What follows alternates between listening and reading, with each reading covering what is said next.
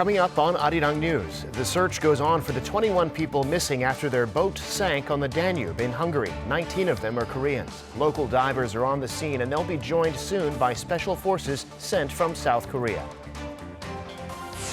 The Bank of Korea keeps its key interest rate unchanged at 1.75%. It's under pressure to lower the rate, but that was outweighed by weakness in the local currency. And passengers at Incheon International Airport will now be able to do their duty-free shopping when they arrive at the airport and not just when they depart. It's 4 p.m. here in Seoul. Thank you for tuning in to our afternoon broadcast. I'm Devin Whiting. We start with the search and rescue efforts in the Danube in Budapest after the tragic sinking of a tourist boat. 7 South Koreans have been confirmed dead and 21 other people are unaccounted for. Those include 19 South Koreans. Their boat sank in a matter of seconds after it collided with a bigger boat near a bridge on the Danube. We'll go now to our Oh Jung-hee, who's at the Foreign Ministry in Seoul. Jung-hee, what are you hearing there?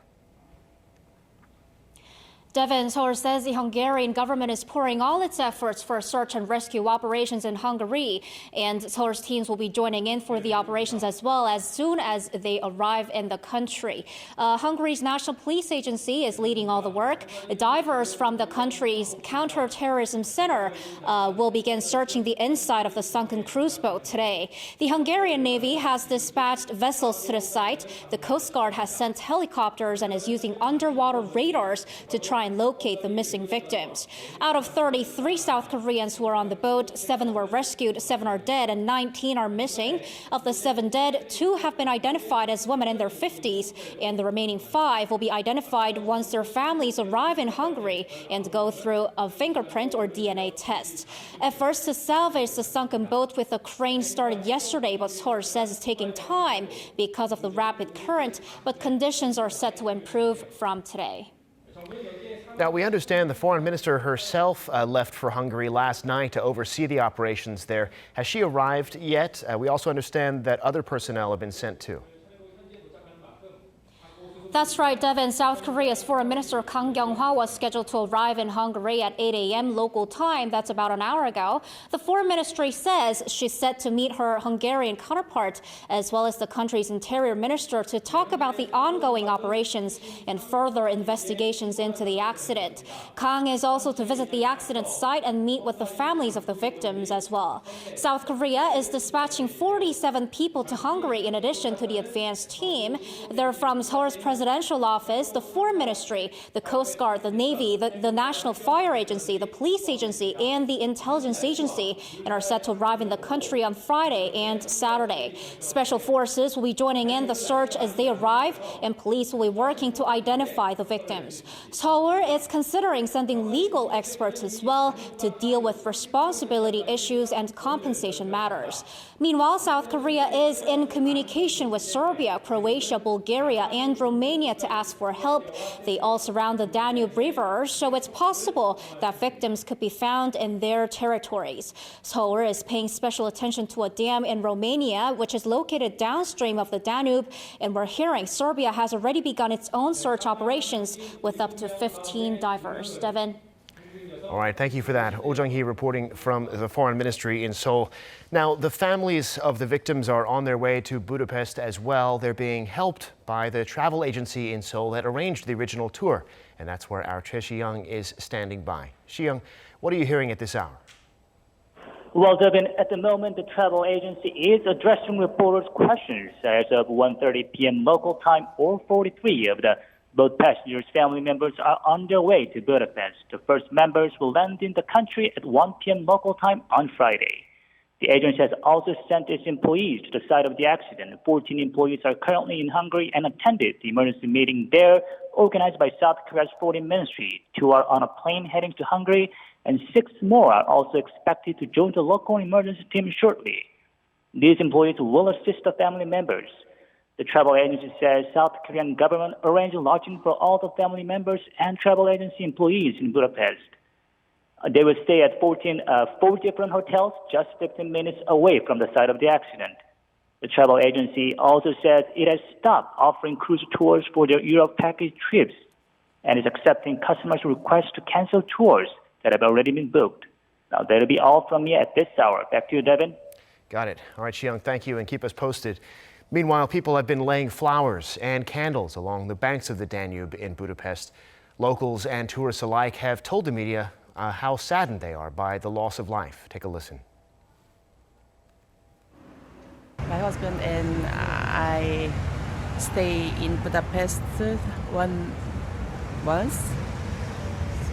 So we have many time, free time, so slowly walk. Yesterday I heard a very sad story, so I'm so sad. Flowers and candles were also laid outside the South Korean embassy in Budapest. In other news, today is World No Tobacco Day, an annual event designated by the World Health Organization to increase public awareness about the dangers of tobacco. Our Won Jung-hwan looks at smoking's impact on health in Korea.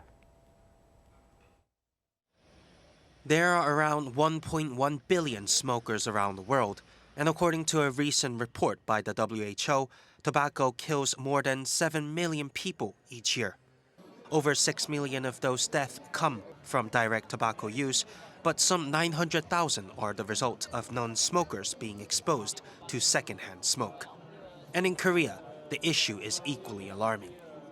According to a 7-year study by the Korea Insurance Development Institute on Friday, the death rate for smokers in Korea is 1.6 times higher than it is for non-smokers. And while the average life expectancy for a 60-year-old non-smoking male was around 86.6, for those smokers, it was 78.7, some 8 years shorter. However, recent government data also showed that the smoking rate for Korean men aged 19 or older has steadily fallen since 2008 to reach a record low of some 38% in 2017. But there are concerns that there could be a growing number of young smokers in middle and high schools following the recent launch of new e-cigarette products. Last week, one of the most popular e-cigarette companies in the world, Juul, entered the Korean market. And its product launch may lead to increased smoking among adolescents here, as it releases little smoke and does not give off the smell of conventional cigarettes, making it possible for people to smoke them without attracting much attention, eventually possibly making it harder for young smokers to quit. Currently, 6.7% of young smokers are likely to continue the habit as adults.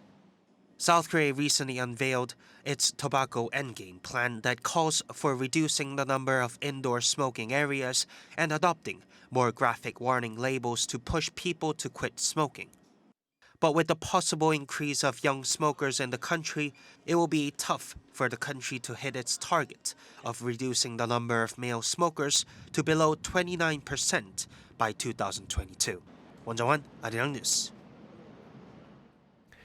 South Korea will hold the DMZ Peace Music Festival starting June 5th. That's next Wednesday. It'll run for 5 days in Seoul and in Cheolwon, Gangwon-do Province, which is near the inter-Korean border. The main event is set for Friday in Cheolwon with 36 groups from 12 countries performing a variety of genres of music under the theme of peace. Ahead of all the fun, an international conference will be held in Seoul. Musicians and officials will discuss ways to use the DMZ as a cultural space and talk about how music can contribute to peace. A group of Cuban musicians will also showcase their country's music to create and communicate a peaceful message to citizens.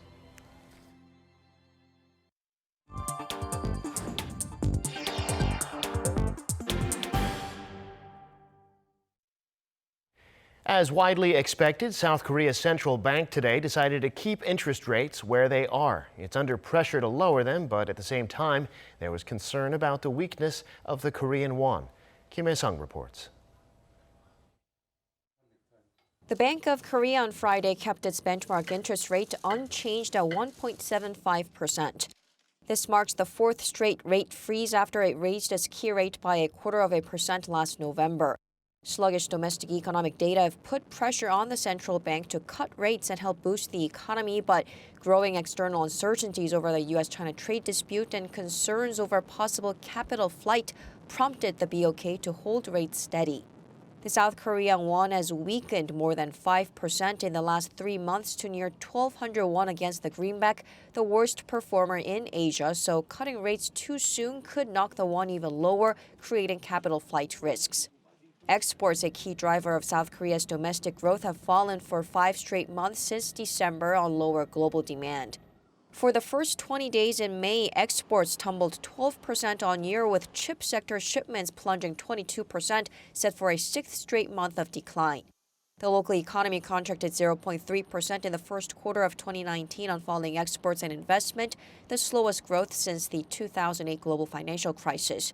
Headline inflation remained at around 0.5% through April, lower than the central bank's 2% target and its forecast of 1.1% for this year.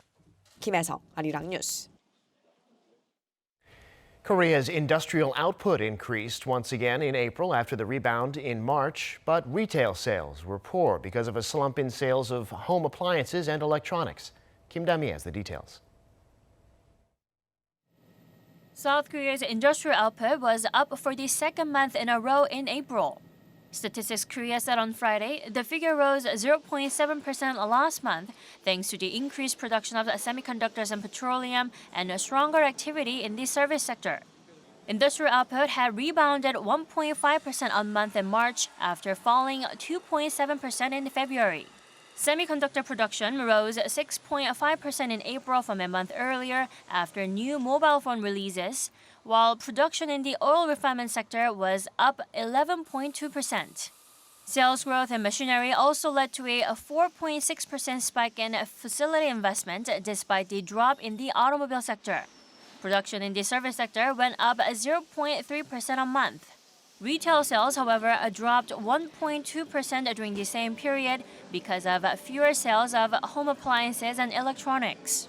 Back in March, fine dust pollution led to strong sales of domestic appliances like air purifiers. As well as poor retail sales in April, Korea's composite consumer sentiment fell in May for the first time in about half a year. The Bank of Korea said on Tuesday the figure stood at 97.9, down 3.7 points from the month before. The BOK attributed the fall to negative responses to the escalating U.S.-China trade war, sluggish domestic economic growth, and falling stock prices. Kim Da-mi, Arirang News.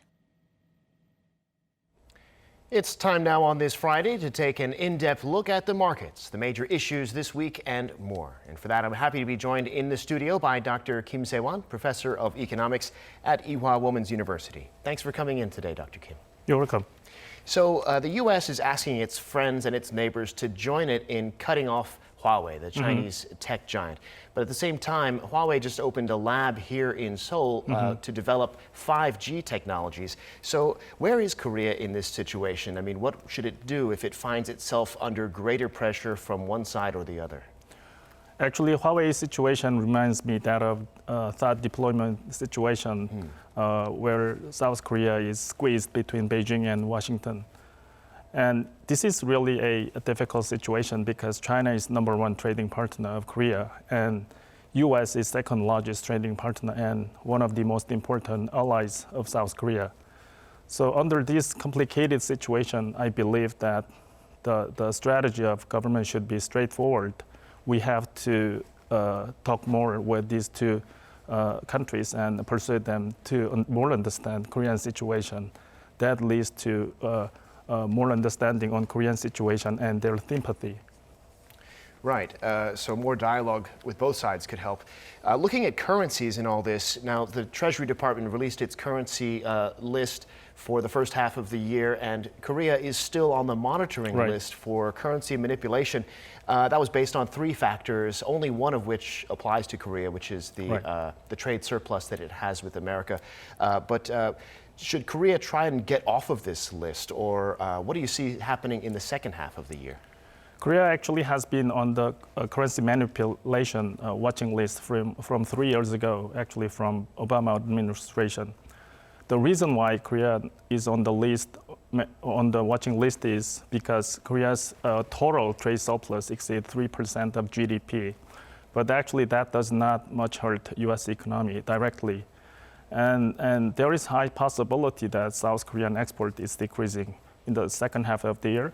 So if that happens, really, there is high possibility that Korea is exempt from that currency manipulation watching list. Because there's a cutoff there of, was it 20 billion in the surplus? 20 billion surplus against the U.S. Right. Trade is the first factor of the currency manipulation standard. But for the case of the South Korea, we are free from that standard. But we are on the second standard of South Korea's total trade surplus with all different countries exceed 3% of GDP. Got it. Now, the Commerce Department, speaking of currency, is looking to put countervailing duties on countries that it thinks are using their currencies, keeping them artificially low to subsidize their exports. Now, China is the main target there, but Korea in the end can't avoid being affected one way or the other. Right. Of course, I can see that the real target of that new policy is on China. But Department of Commerce of the U.S. government is not clarified the standard of the currency subsidies. But I believe that Department of Commerce will apply almost the same standard of the currency manipulation standard of the Department of Finance. So if Department of Commerce apply the standard of the currency subsidies in a more strict way, there is possibility that South Korea will be damaged with that new policy. Right. Well, back here in Korea, the central bank decided today to keep its key rate at 1.75%, where it's been. Now, what's the thinking behind that? And do you see that changing down the road? Under continuous recession of Korean economy and very low inflation at 1% level, there is a stronger voice for cutting the rate inside the monetary board of the Central Bank of Korea. However, the situation is the instability of the global economy has been intensified, mainly due to the conflicts between U.S. and China. And there is high possibility that South Korean export will be decreased by the end of the year. So this is not an appropriate time to cut the central bank's key rate. But there is a possibility that in the second half of the year, there will be stronger voices for cutting the rate for reviving the economy by the end of the year. Then central bank will cut the interest rate by 0.25%. Okay, maybe 0.25% in the second half. Now, on the stock market yesterday, a change to the law took effect so that the tax on transactions is reduced by 0.05% percentage point. Right. And this is a tax that affects all transactions, whether you make money or lose money. And that made a lot of people angry, especially if they lost a lot last year. And the effect of this was supposed to be bringing in more money into the market. We didn't really see that, though. Historically, that small changes of transaction cost, which is a reduction of transaction equities, is not much affecting investors because investors are pursuing higher return. I think the best way to vitalize the stock market would be solid economic growth because return is the current value of the future profit. But unfortunately, this time's reduction of the trading tax is very small, like 0.05%.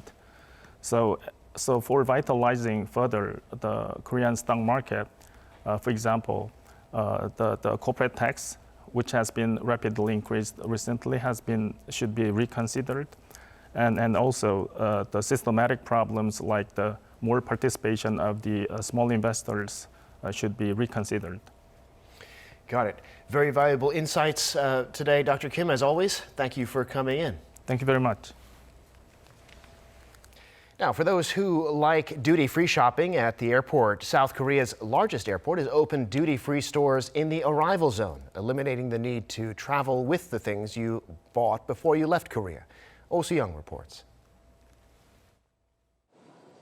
Starting on Friday at 2 p.m. Korea time, you can buy duty-free as soon as you land at South Korea's main airport, not just last minute before you leave the country. Incheon International Airport is opening 3 duty-free stores near the baggage claim, 2 in Terminal 1 and the other inside Terminal 2. Operated by SM Duty Free and NTAS Duty Free, The stores will sell products from 10 categories, including cosmetics, perfume, and liquor. Excluded items include tobacco products, although e-cigarette devices will be on sale. Fruit and other agricultural goods also won't be on the shelves. There is also a cap on purchases, a limit of $600 for both Koreans and foreigners. For Koreans travelling abroad, however, that's the maximum tax exemption they can get on total purchases made at duty-free stores, at arrivals, departures, as well as in-flight stores and shops overseas. Tax waivers will be applied on Korean-made products first. Local shoppers can spend an extra $3,000 in duty-free stores or overseas, which will be subject to duties. Before leaving the security area, locals must report their purchases if they exceed their duty-free limit and pay a 30% tax on the goods, with up to $125 deducted. If unreported, a duty of 40% will be applied upon discovery. Special duty-free products, which include liquor, perfume and cigarettes, will not have taxes applied, regardless of the amount of other goods purchased. Despite the convenience the stores are expected to bring to travellers, there are some concerns the stores could clog up the baggage claim area and pose security hazards. Incheon International Airport has said it will add more personnel to the shopping zones to regulate human traffic and place more CCTV cameras and personnel to prevent security lapses. Young, Arirang News. Japan will toughen quarantine inspections on 5 kinds of marine products it imports from South Korea starting June 1st. Japan's health ministry says it will double its inspection ratio to 40% from the current 20%. The ministry claims the move is to protect people from food poisoning that occurs frequently in the summer. Although Tokyo denies it, the measure is widely seen as retaliation against South Korea for its ban on certain Japanese seafood products. That ban was put in place because of concerns the seafood might be contaminated with radiation from the 2011 Fukushima nuclear disaster. In April, the World Trade Organization ruled in favor of Seoul's restrictions. The South Korean government says it'll closely monitor the situation. China, the world's largest buyer of soybeans, has put a hold on its purchases of American supplies. Despite the trade conflict intensifying, though, President Trump says Washington is doing well in the trade talks, and Beijing, he says, wants to make a deal. Lee Seung-jae reports. U.S. President Donald Trump's decision to escalate the trade war with China this month, raising tariffs on about $200 billion of Chinese goods, has prompted Beijing to retaliate with tough duties of its own. China's move could bite as the world's largest soybean buyer has put purchases of American supplies on hold. According to sources familiar with the matter, state grain buyers in China haven't made or received any further orders, though previous orders will not be canceled. According to data from the U.S. Department of Agriculture, China bought about 13 million tons of American soybeans after the two sides agreed to a truce in December, a move that showed goodwill toward getting the trade dispute resolved. While China pledged to buy an additional 10 million tons, purchases have now ceased. In addition, China has yet to take delivery of about 7 million tons of the product, which it committed to buy in the current marketing year. Despite Beijing's latest retaliation, President Trump says Washington is doing well in trade talks, adding that China wants to strike a deal. I think we're doing very well with China. We'll see what happens. But I can tell you, China very much wants to make a deal because the companies are leaving China to avoid the tariff. China is becoming a very weakened nation, just as Iran has become a very weakened nation. And Iran wants to make a deal also. While it remains to be seen if the two sides will ever strike a deal, U.S. Treasury Secretary Steven Mnuchin says he'll likely travel to Beijing in the near future to continue negotiations. Lee Seung-jae, Arirang News. Meanwhile, President Trump on Twitter has threatened to impose a 5% tariff on all goods from Mexico from June 10th until undocumented migrants stop crossing the U.S.-Mexico border. According to the Washington Post, White House officials are looking at implementing the tariffs using a law that gives Trump broad powers to impose import penalties during a, quote, national emergency. It said a final decision on how the tariffs would be implemented will be announced soon.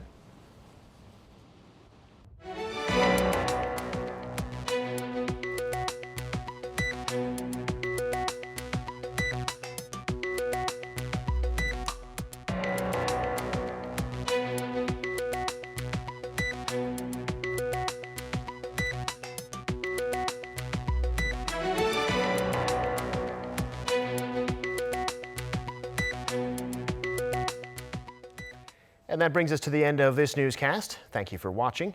More live news coming your way at 7 p.m. Korea time.